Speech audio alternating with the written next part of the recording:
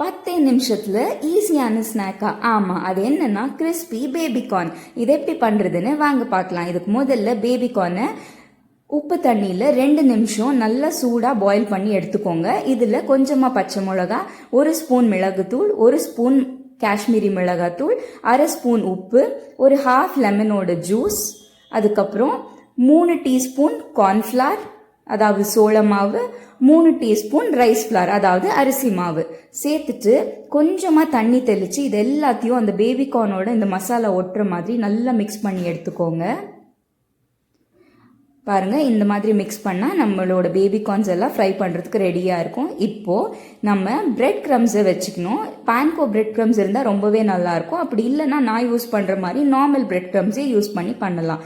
So bread க்ரம்ஸில் இது எல்லாத்தையும் நல்லா கோட் பண்ணி சூடான எண்ணெயில் டீப் ஃப்ரை பண்ண போகிறோம். ஸோ எண்ணெய் நல்ல சூடாக இருக்கணும். ஹை ஃப்ளேம்லேயே வச்சு இதை ஒரு 2 to 3 மினிட்ஸ் ஃப்ரை பண்ணோன்னா நம்மளோட சுவையான ஈஸியான கிறிஸ்பி பேபிகார்ன் ரெடி. இது எப்படி இருந்துச்சுன்னு நீங்களும் உங்கள் வீட்டில் ட்ரை பண்ணிவிட்டு மறக்காமல் கமெண்ட்ஸில் சொல்லுங்கள். அதுக்கு முன்னாடி நம்ம நெஸ்ட் ஆஃப் ஆர்ட் சேனலை சப்ஸ்கிரைப் பண்ணிக்கோங்க.